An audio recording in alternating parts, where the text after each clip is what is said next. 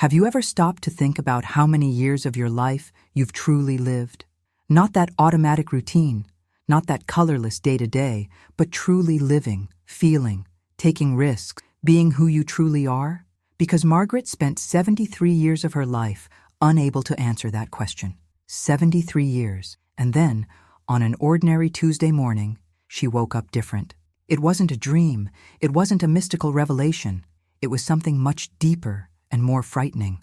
She looked at herself and didn't recognize the woman who was there. That morning began like all the others. The alarm clock rang at the same time. She made the same coffee, sat in the same kitchen chair. But as the silence of the empty house enveloped her children grown, her husband deceased 2 years ago, her grandchildren busy with their own lives, Margaret felt something different in her chest. It wasn't sadness. It was anger.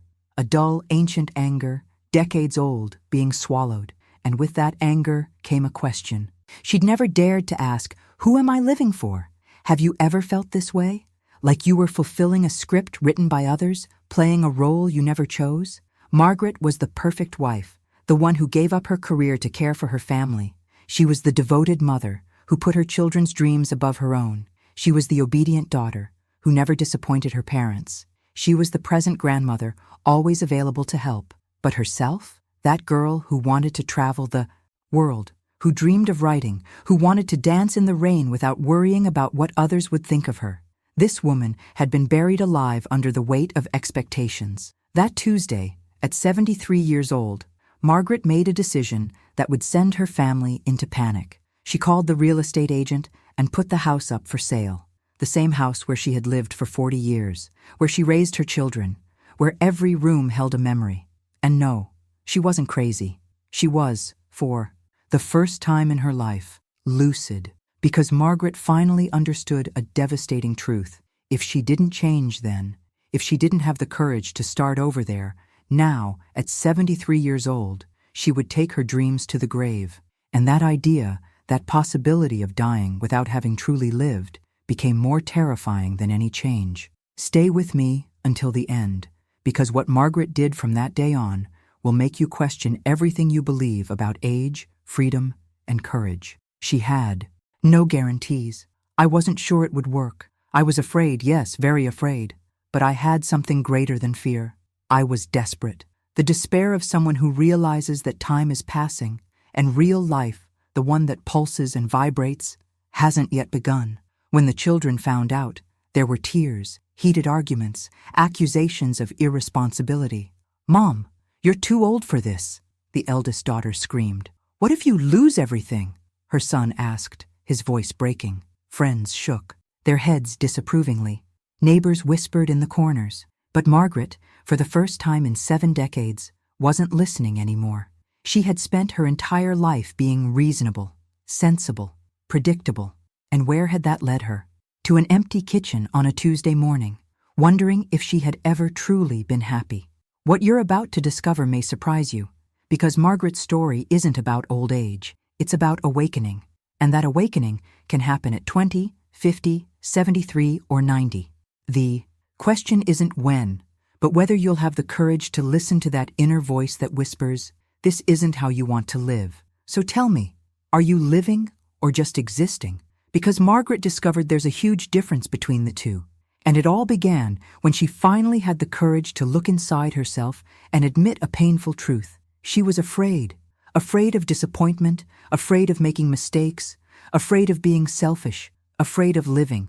And it was precisely this fear that kept her trapped for 7 decades in a life that was never truly hers. Before we continue, if this story resonates with you, leave a comment with what has touched you most so far. It could be a single word, a phrase, "I feel this too," or "I need this courage." Your participation creates a current of energy with others who are feeling the same way, and that's what makes this channel reach those who truly need these stories. And if you're enjoying it, click the like button. This simple gesture makes all the difference in the video's reach. If you haven't subscribed yet, subscribe now and activate the bell, because here we bring you real stories of people who had the courage to change, stories that inspire and make us rethink our own choices. I want you to be part of this community of people who believe it's never too late to start over. Now, Back to Margaret. When she finally signed the house's sales papers, she felt something she hadn't expected. It wasn't relief. It was absolute terror. That night, alone in the room that would soon no longer be hers, she cried. She cried for the lost years, for the versions of herself she never allowed to blossom, for the opportunities she'd missed because she'd been too busy being what others needed. But in the midst of those tears, something shifted. Because Margaret realized those tears weren't tears of sadness. They were tears of liberation. She was finally letting go of the weight of a lifetime of repression, of silence, of conformity. And it was there, in that empty room, with her bags half packed and her heart racing, that Margaret made the second most important decision of her life. She grabbed an old notebook, the kind that gets forgotten in a drawer, and began writing a list. But it wasn't a to-do list or a shopping list. It was a list of everything she'd always wanted to do, but never did. Everything she'd kept, postponed, buried under the excuse of someday, or when I have time, or when the kids are grown, or when I retire. And when she finished writing, she looked at that list and made a promise to herself. She would accomplish each item on that list, one by one, no matter what anyone else said. And it was there, in that empty room, with her bags half packed and her heart racing, that Margaret made the second most important decision of her life. She grabbed an old notebook, the kind that gets forgotten in a drawer, and began writing a list. But it wasn't a to-do list or a shopping list. It was a list of everything she'd always wanted to do, but never did. Everything she'd saved, put off, buried under the excuse of someday, or when I have time, or when the kids are grown, or when I retire. And when she finished writing, she looked at that list and made a promise to herself. She would accomplish each item on that list, one by one, no matter what anyone else said. But to understand Margaret's transformation, we need to go back in time a little and understand who this woman was before that awakening. Because the hidden truth behind her story is that Margaret hadn't been unhappy her entire life. Not quite. She had been absent from her own life. There's a stark difference between unhappiness and absence. You feel unhappiness, it hurts, it bothers you. Absence is worse because you're simply not there. You live on autopilot, following protocols, following scripts, but without truly being present. Margaret woke up every day at 6 a.m. She made coffee just the way her husband liked it. She organized the house while mentally planning lunch, dinner, and the shopping list. She took the children to school, picked them up, and helped with their homework. Then came the grandchildren. The same dynamic, the same cycle. She was good at it, extremely efficient. Everyone depended on her. Everyone praised her for being so dedicated, so present, so selfless. But no one ever asked what Margaret wanted. And over time, she stopped asking herself. Routine had become her identity. She was the wife who always had dinner ready, the mother who never complained, the grandmother who always said yes. But when someone asked, "Margaret, what do you like to do?" she froze, because she genuinely didn't know how to answer. Her tastes had been shaped by the tastes of others. She watched the shows her husband chose. She cooked the meals her family requested. She vacationed in the places everyone voted for. And Margaret, she had become invisible even to herself. The most devastating thing about that silent journey wasn't the sacrifice itself. It was the naturalization of it. Margaret had accepted as absolute truth that her role in life was to serve, to care, to be available. She had internalized the belief that thinking of herself was selfish, that having her own dreams was a luxury, that her happiness was an automatic consequence of the happiness of others. And for decades, she truly believed it, until she no longer did.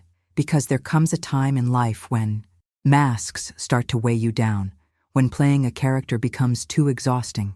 Margaret looked in the mirror and saw wrinkles, gray hair, a tired body. But what frightened her most wasn't physical aging.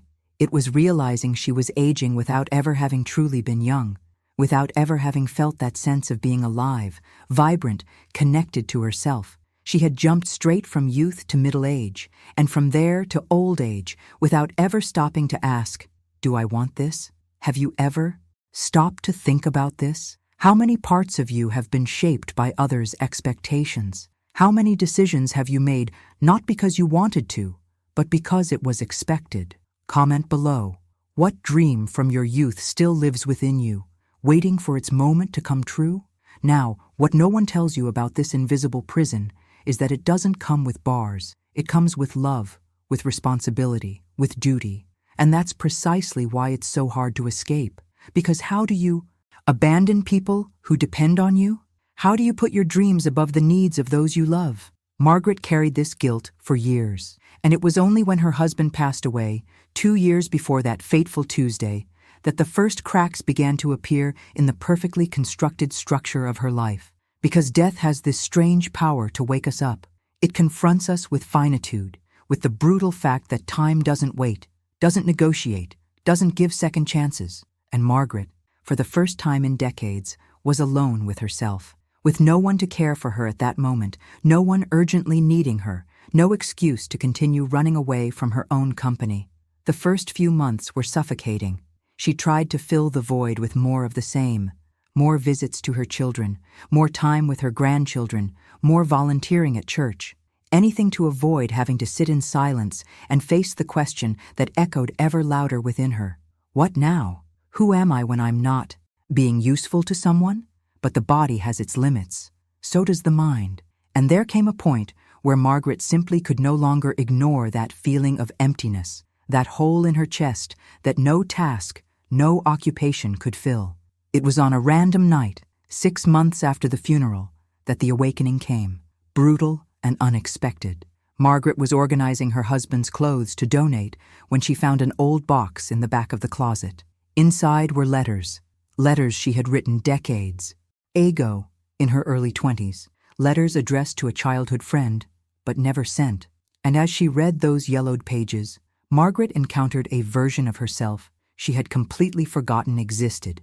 That 20-year-old woman who wrote those letters was passionate about literature, dreamed of traveling to Paris, wanted to learn to play the guitar, talked about writing a book someday. She had strong opinions, made bold plans, and laughed loudly. And Margaret, holding those letters with trembling hands, realized with horror that she had murdered that woman, not all at once, but slowly, day by day, choice by choice, silence by silence. She had suffocated her own dreams so effectively that she didn't even notice when they stopped breathing. That night, Margaret cried in a way she hadn't cried since she was a child, a deep, visceral cry of someone finally understanding the magnitude of their own loss. And it was there, on the bedroom floor, surrounded by those old letters, that the pain finally overcame her fear. Because Margaret realized she was more afraid of dying without having lived than of living and making mistakes. She understood that the real risk wasn't starting over at 73. The real risk was continuing that safe, predictable, dead life. The impact of this moment was so strong that Margaret felt it physically, as if something had broken inside her. It was as if a dam had given way, and everything she had repressed for decades was finally spilling out. And with this release came a frightening clarity. She had no more time to waste. There was no more room for someday or when the time is right. The time was now. It had to be now. Because if it wasn't now, it simply wouldn't be. So tell me this. Have you ever felt this pain? That pain that isn't physical, but eats away at you from within. The pain of realizing you're living a half-life? Write in the comments, I need this awakening too, if that resonates with you. And it was with this pain pulsing in her chest, with this urgency burning in her throat, that Margaret made the most radical decision of her life. The morning after that night of tears and revelations, she called her real estate agent. She didn't think much, didn't weigh the pros and cons, didn't consult anyone, because she knew that if she stopped to think, the fear would return. And this time, she couldn't let fear win again. The house where she had lived for 40 years, where every wall held a memory, where she had raised her children and lived her marriage, was going to be sold. And with the money from this sale, Margaret would do something no one expected. She would pursue that list she'd written in her old notebook. The decision itself was daunting, but taking concrete action was even more terrifying. Because it's one thing to dream of change within the safety of your head. It's quite another to sign papers, empty closets, and dismantle an entire life. Every object Margaret packed to donate or throw, Away was a layer of her former identity being peeled away. The dishes she'd used for decades, the embroidered tablecloths she'd received at her wedding, the furniture she'd chosen with such care. Everything that had once defined who she was now had to go. And at first, each closed box felt like a small act of mourning. But there's a curious thing that happens when you start letting go of things. You realize how much of it was just weight. Margaret discovered that she didn't miss most of her objects after they were gone. In fact, she felt lighter, as if she were literally throwing away the excess, the emotional fat accumulated over the years. And the more she emptied the house, the more space appeared within her. Space to breathe, to think, to imagine who she could become. The day of the sale was surreal. Margaret signed the documents with a trembling hand, but with a determination in her eyes that she herself didn't recognize. When she handed the keys to the new owners and closed the door of that house for the last time, she didn't look back, not out of coldness, but because she knew that if she did, she might falter, and she had come too far to give up now. With the sale proceeds deposited in her account and only 2 suitcases of clothes, Margaret checked into a simple hotel downtown, and there, in that small, impersonal room, she opened the notebook with her list and began planning her new life. The first thing he did was buy a plane ticket. Destination? A city she'd always wanted to visit, but never had the courage to go alone. Margaret wasn't even sure what she would do there, where she would stay after the first week, what it would be like. And for the first time in her life, this didn't paralyze her. On the contrary, the uncertainty made her strangely excited. It was as if she had finally stepped outside the rehearsed script and was improvising. And improvisation, she discovered, had a sense of freedom she had never experienced before. Behind the scenes of this transformation, there was something Margaret didn't tell anyone at the time. She was terrified. Every night before bed, panic would hit. What if she'd made the biggest mistake of her life? What if she ran out of money? What if she regretted it? What if her children would never forgive her? But every morning when she woke, she made a conscious decision. Do the next thing. Don't think about the future. Don't get lost in the what-ifs. Just do the next thing. And the next thing was always a step toward the woman she wanted to become. So tell me, if you had Margaret's courage, what would be your first step? What decision would you make today if fear weren't in the way? Comment, my first step would be, and fill in whatever comes to mind. And it was precisely this mindset, this daily commitment to courage, that enabled Margaret to face what was to come. Because making the decision was only the beginning. The real test lay in dealing with the people around her. And when Margaret finally told her family what she had done, all hell broke loose. Her eldest daughter cried, accusing her mother of being irresponsible and selfish. Her son remained silent for days, clearly hurt. Her grandchildren didn't understand why Grandma was leaving. And her friends? They were even harsher. They said Margaret was having a nervous breakdown, that she needed psychiatric help, that she was throwing her life away. What hurt most wasn't the direct criticism. It was the tone of pity, that condescension disguised as concern. People spoke to her as one would to a child who doesn't understand the consequences of their own actions. Margaret, you're 73 years old. This isn't the time to do anything crazy. It's time to rest. What if you get sick? Who will take care of you? Think of the grandchildren. They need their grandmother around. You'll regret it, and there's no point crying later. Every sentence was a veiled attempt to make her back down, to bring her back to the comfort zone they knew and approved of. And there's an important revelation here that we need to understand. When you change, you threaten other people. Not because you want to, but because your courage exposes their cowardice. When Margaret decided to start over at 73, she unwittingly held a mirror up to everyone around her. And this mirror revealed all the excuses they used for not living. I'm too old ceased to be an absolute truth and became just an excuse. There's no more. Time was exposed as a lie we tell ourselves. And this bothers. It bothers deeply. Margaret faced pressure from all sides. The neighbor who told her she was being irresponsible with her money. The doctor who suggested antidepressants because, at that age, these crises are common. Old church friends who whispered in the corners that she was having an affair because that alone would explain such a sudden change. Even strangers had opinions. When she shared her plans, she received disapproving looks, condescending smiles, and unsolicited advice on how she should live. But here's the most powerful part of Margaret's journey. For the first time in her life, she chose to listen to herself more than she listened to others. It wasn't easy. There were nights when she questioned everything, when the weight of disapproval nearly made her give up. There were moments when she called her daughter crying, apologizing, almost giving in. But every time she was about to back out, she remembered that night on her bedroom floor, holding the old letters, feeling the pain of having lost so many years. And that pain was stronger than any external judgment. Margaret learned something fundamental in this process. The approval of others is a gilded prison. It feels comfortable, it feels safe, but it keeps you trapped. And when you finally choose to be free, when you decide to live according to your own truths, you lose some people along the way. Some for a limited time, others forever. And that hurts. It hurts a lot. But the alternative, continuing to live to please everyone but yourself, hurts even more. Interestingly, as Margaret forged ahead despite everything, something unexpected began to happen. The people who were most critical became quieter, and Margaret became louder. Not literally, but in the sense of presence. She was finally taking up space in the world, no longer that discreet figure who always agreed, always gave in, always disappeared. And what no one imagined, not even she herself, was that the transformation would be so profound and so rapid. The first thing Margaret did when she arrived in the city she'd always dreamed of visiting was something completely out of the ordinary. She joined a dance class, not traditional ballroom dancing, but contemporary dance, the kind that requires you to throw yourself on the floor, move shamelessly, and express emotions with your entire body. At first, it was awkward. Margaret was the oldest in the class by at least 40 years. But the teacher, a woman in her early 30s with dyed hair, treated her as an equal.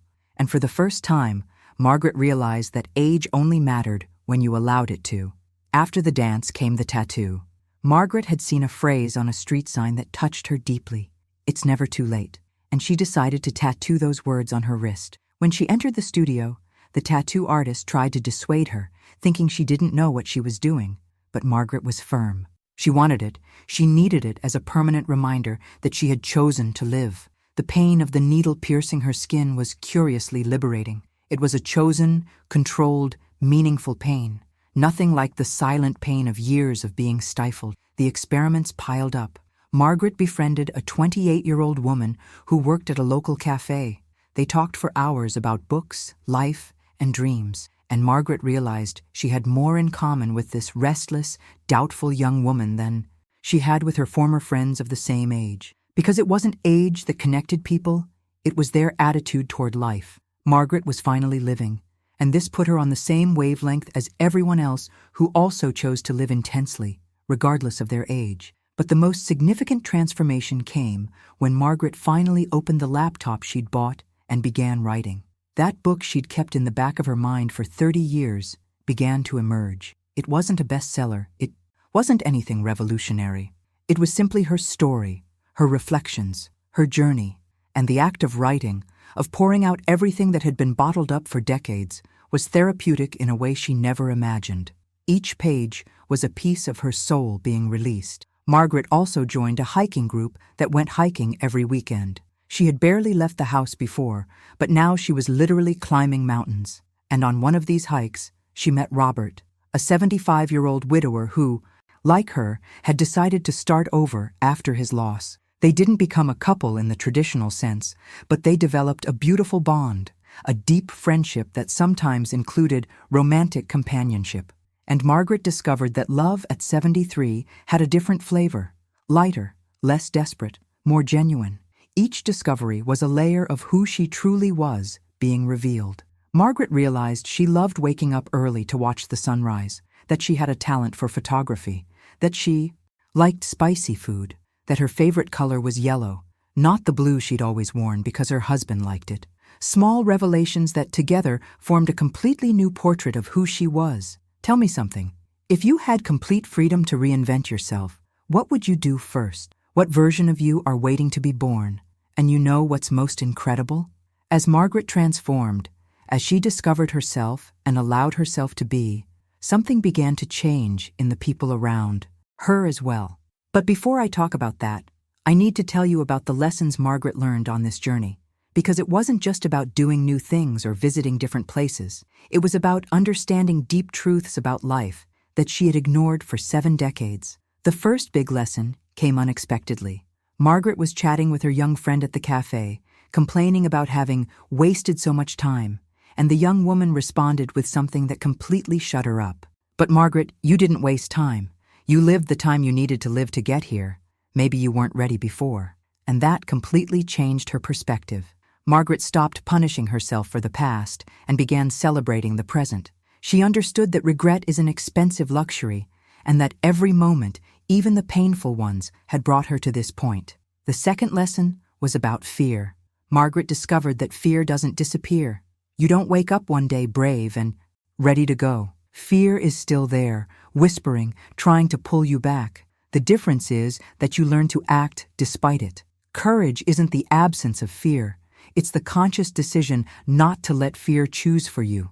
And every time Margaret did something new, the fear was there, but she had developed a stronger muscle, the muscle of action. Margaret also learned something crucial about time. We live as if we have forever ahead of us when we're young, and as if it's too late when we're old. But the hidden truth is that time doesn't care how old you are. Time only cares what you do with it. Margaret has seen 30-year-olds more dead inside than she was at 73, and she's seen 80-year-olds more alive than any young person. Age is just the number of times you've circled the sun. What matters is whether you were present during those circles. Another fundamental discovery was about identity. Margaret spent her entire life believing she was defined by the roles she played: wife, mother, grandmother. But when she lost some of these roles and abandoned others, she didn't disappear. On the contrary, she finally appeared. And this was both liberating and frightening, because it means that everything you think defines you can go away, and you still exist. You are greater than any role, greater than any expectation, greater than any external definition. Margaret also understood that freedom isn't about doing what you want when you want. Freedom is having the courage to choose, even when the choices are difficult, even when everyone disagrees, even when you have no guarantees. Freedom is responsibility disguised as lightness, and it's only light when you accept the weight of your own decisions without blaming anyone, without hiding behind excuses. And perhaps the most powerful lesson of all, Margaret discovered that life's greatest regret isn't making a mistake. It's never trying, because mistakes can be fixed, learned from, and become a funny story later. But not trying? That remains like a ghost haunting you, an eternal what if that never finds an answer. Margaret looked at her new friends, at Robert, at the mountains she climbed, at the pages she wrote, and thought, what if I hadn't tried? What if I had stayed in that house, in that life, in that fear? The thought made her tremble. So I ask you, what's the what if that haunts you? What's that thing you haven't tried that still whispers in your ear when you're alone? Right here in the comments. My biggest regret would be not having. Let's turn these fears into action together. And all these lessons, this wisdom gained through practice, began to radiate beyond Margaret. Because true wisdom doesn't stay contained. It leaks, contaminates, inspires. And the impact of Margaret's decision was far greater than she ever imagined. It began subtly, almost imperceptibly, but grew like ripples that expand when you throw a stone into water. The first person to change was her eldest daughter, the very one who had most criticized her mother's decision. 6 months after Margaret's move, she called crying.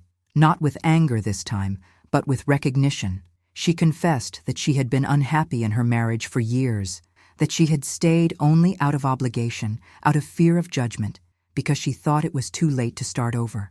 And seeing her mother have courage at 73, she, at 46, realized that her excuses were exactly that, excuses. 3 months later, she filed for divorce and, for the first time in decades, felt like she was truly breathing. Margaret's son was also affected, though differently. He worked a corporate job he hated, earning well, but feeling dead inside. He always wanted to be a teacher, but felt it wasn't profitable, that it was irresponsible to give up stability. When he saw his mother abandon all her security to pursue something intangible called happiness, he began to question his own choices. It took longer than his sister, but eventually he made the transition, and he discovered that living with less money but more purpose was a trade-off worth every penny. But the domino effect didn't stop at the family. Margaret began posting photos of her new life on social media. Nothing professional, just candid snapshots of what she was experiencing. And something unexpected happened. People began connecting deeply with those images. A 68-year-old woman commented that she had just signed up for a pottery class she'd always wanted to take. A 72-year-old man said he had booked the trip he'd been putting off for 15 years. A 50-year-old woman commented that she was finally going to quit her toxic job.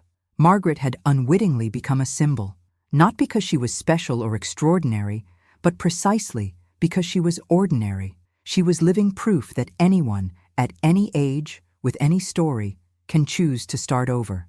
And this message was too powerful to ignore. People looked at Margaret and thought, if she could do it, why can't I?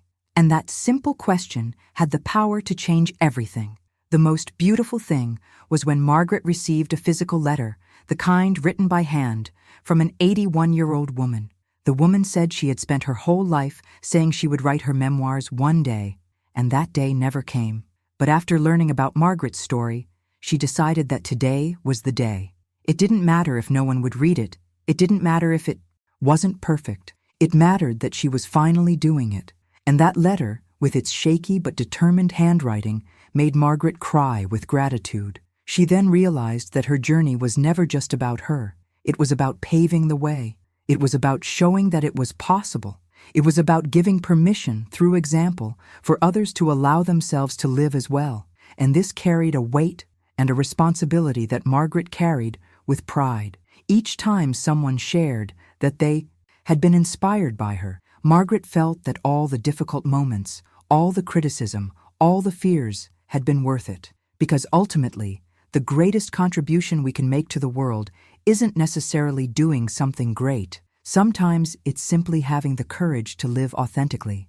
And this authenticity inspires far more than 1,000 motivational speeches. But the most incredible part of this whole story was yet to come.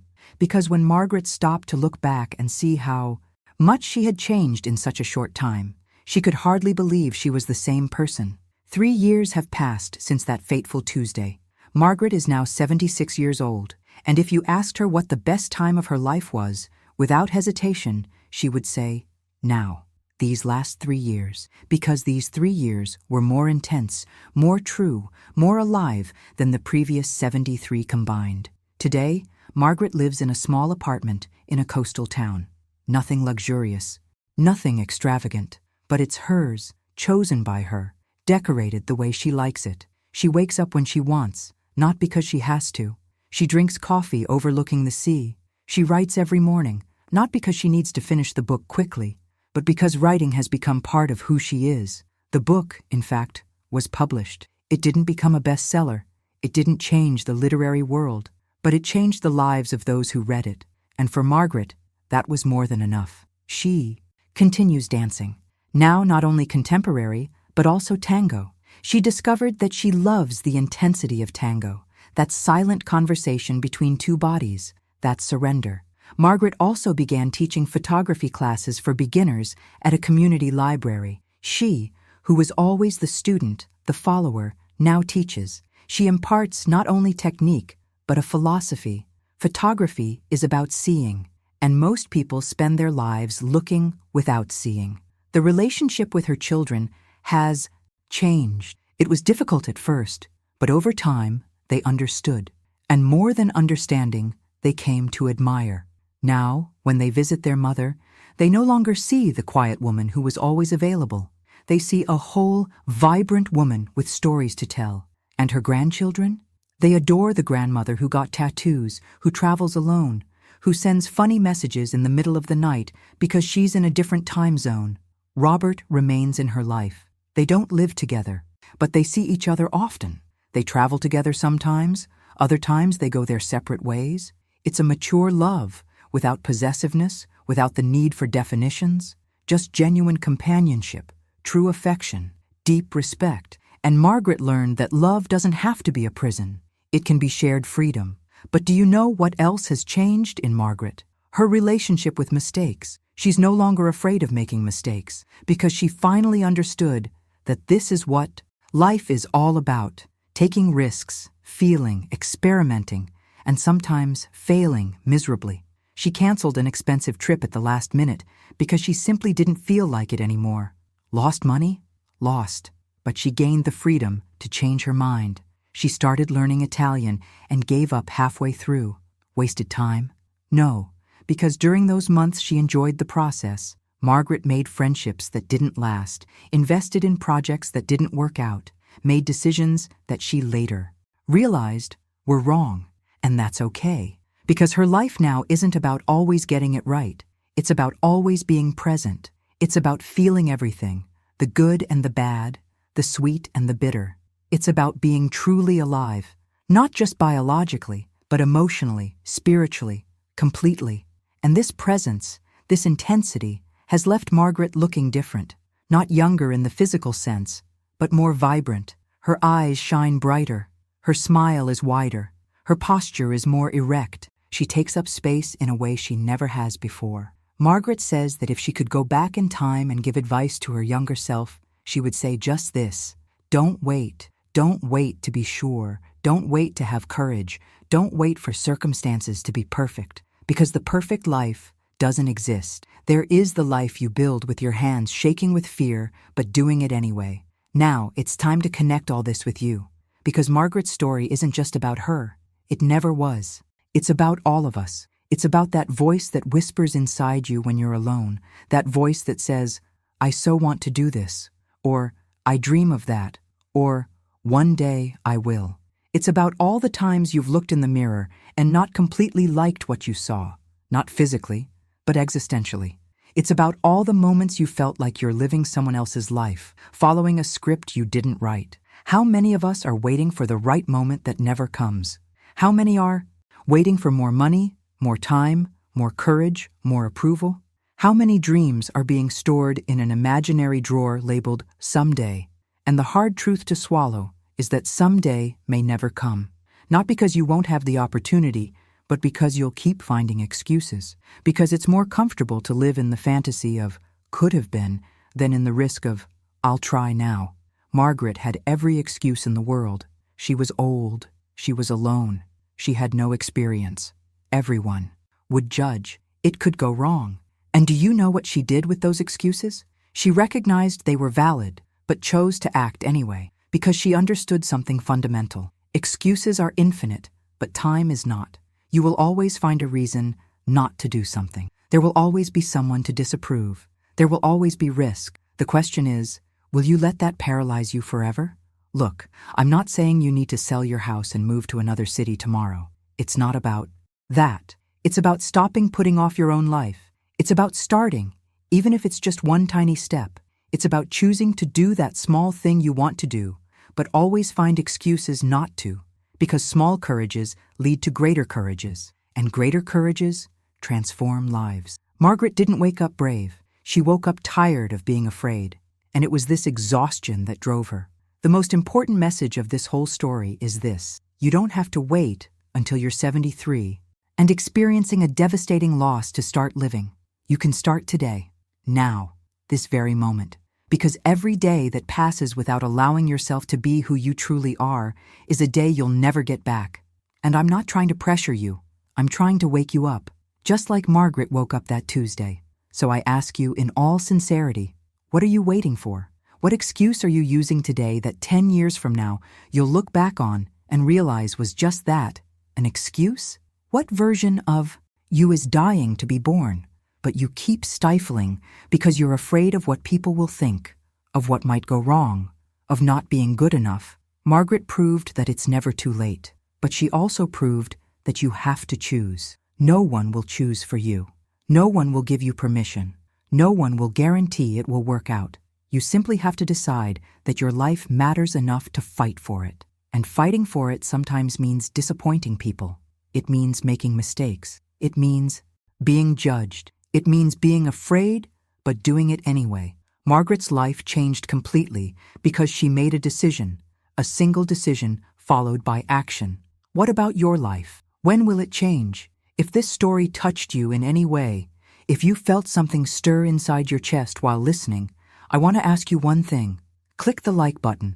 Not because I need numbers, but because this simple gesture shows me that this kind of content makes sense, that these stories deserve to be told, that it's worth continuing to bring narratives that poke, that disturb, that inspire. And when you like, you help other people find this video too. People who, like you, might need to hear that it's not too late, that it's possible, that it's worth trying. And if you've made it this far, to the very end of the video, I want to get to know you. Write in the comments, "This message was for me." That way I know you stayed, that you listened, that you absorbed it. And if you'd like, tell me which part of Margaret's story touched you most. I read every comment, and I love knowing what resonates with each of you. These exchanges are what bring this channel to life. If you're not already subscribed, subscribe now. Because every week I bring you stories like this, real stories of real people who had the courage to change, to start over, to live. Stories that aren't about superheroes or geniuses, but about ordinary people making extraordinary choices. And if you want to be part of this community of people who believe that life can be different, that it's never too late, that it's worth trying, hit that subscribe button and activate the bell. That way you won't miss any new videos. And look, there's a video right here that I think you'll like. It's another incredible story of someone who decided they weren't going to wait for life to happen any longer. Click there and stay with me there, because this journey of discovering that we can be more, do more, live more, doesn't end. Here, we're just getting started.